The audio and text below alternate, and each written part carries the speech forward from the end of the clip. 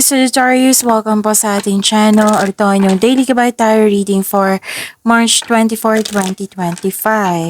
Please be reminded kung naka-resonate kayo, comment down. Kung hindi kayo naka-resonate, ibigay niyo po sa iba kasi channel reading po ito. This is for you, Sagittarius, ngayong March 24, 2025.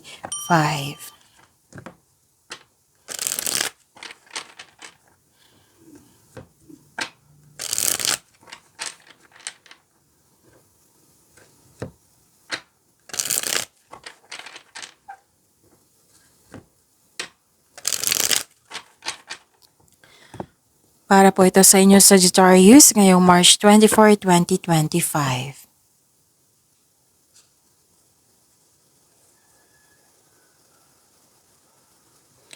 Maraming salamat po sa inyong patuloy na suporta at maraming salamat din po sa mga hindi nag-skip ng ads. Gamitin ang reading natin. Gamitin ang reading na ito bilang gabay lamang sa mga hindi pa nag-subscribe. Subscribe na po kayo at click bell notification para malaman nyo na may bago tayong video. Para sa mga gustong magpa-reading po, may lumabas dyan sa screen nyo ngayon. Manoorin nyo po at sundin ng instruction. Spirit Guide, mga ganap po para kay Sagittarius ngayong March 24, 2025. I need 3 cards po.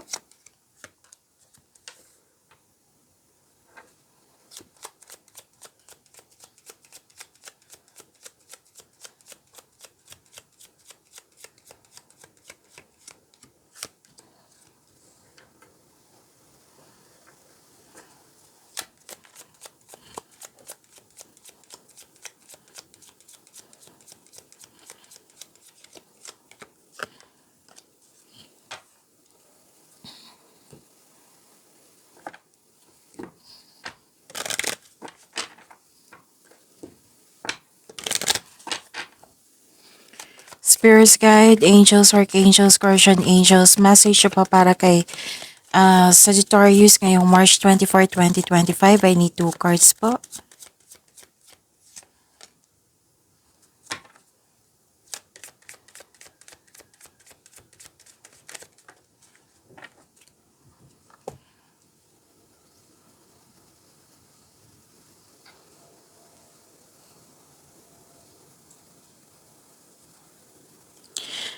Ngayong March 24, 2025 para po kay Sagittarius, nakikita ko dito na makaka-receive ka ng good news, may change for the better, may paglilipat, may parating na baby or buntis or ikakasal.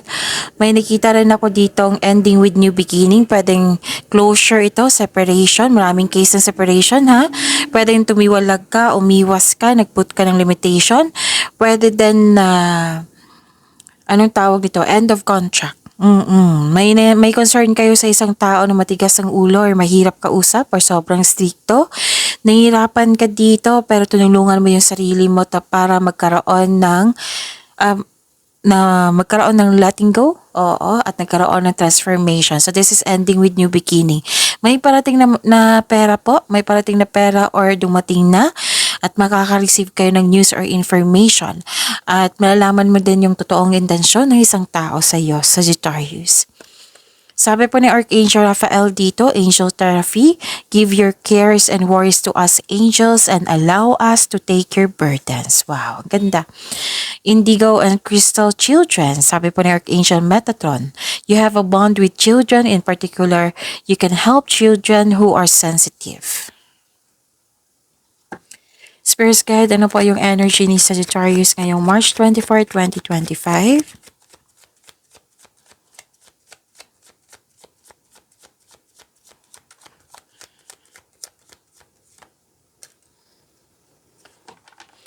And the clarification of this card po.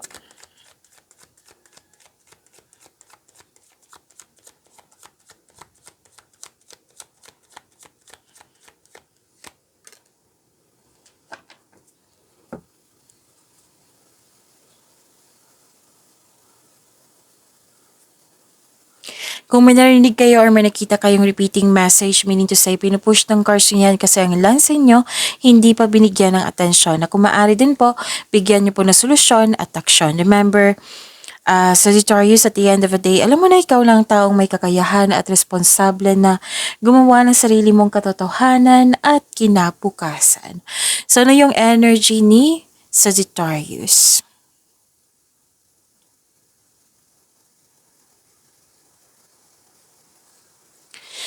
Nakikita ko dito nagkaroon po ng satisfaction and abundance. So, claim niyo po.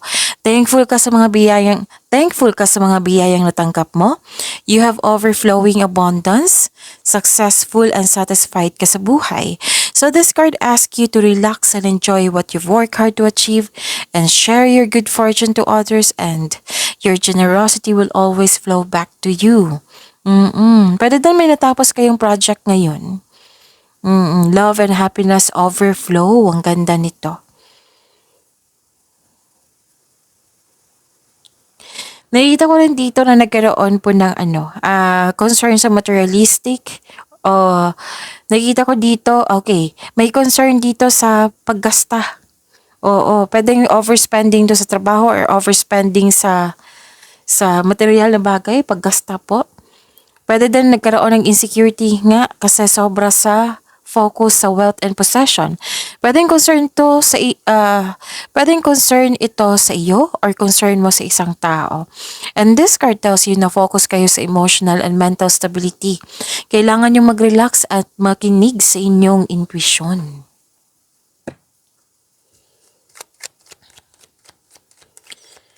Spirits Guide, career and money po ni Sagittarius ngayong March 24, 2025.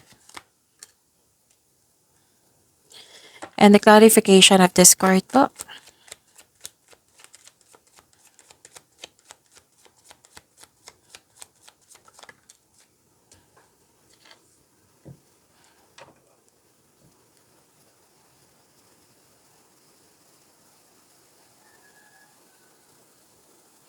Sa career and money niyo po, may loss of faith akong nakikita dito or disconnection from source, may disappointment, may doubt, despair. So, nagkaroon ng lack of self-confidence, gusto mong mag-give up, ayaw mong tapusin yung mga ginagawa mo, nagkaroon ng blockages, nawalan kayo ng tiwala sa inyong sarili. Inspiration is on the way, huwag kayong mag-give up, magkakaroon din ng healing. Kaya nga andito si Archangel Raphael bibigyan ka ng healing, bibigyan ka ng blessings. So, the advice is be inspired, dreams to come true. Nakikita ko dito na nagkaroon po ng concern sa very controlling na tao or judger. Mag-ingat kayo sa taong walang magandang intensyon sa iyo, ha? Kasi ang nakita ko yung pag-uugali niya na hindi siya totoo sa iyo, hindi siya nagsasabi ng totoo. Cold, ruthless, inhumane, dictator, judger. Yan nakita ko dito. Kung pwede, umiwas kayo sa kanya. Kung pwede po. Spirits Guide, Love Life, Self-Love, Partnership, and Romance ni Sagittarius ngayong March 24, 2025. Ooh. The clarification of this card po.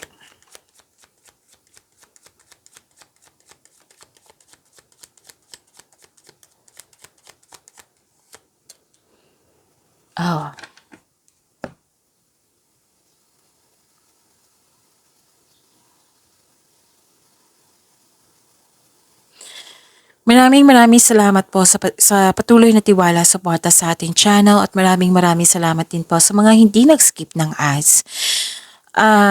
Okay.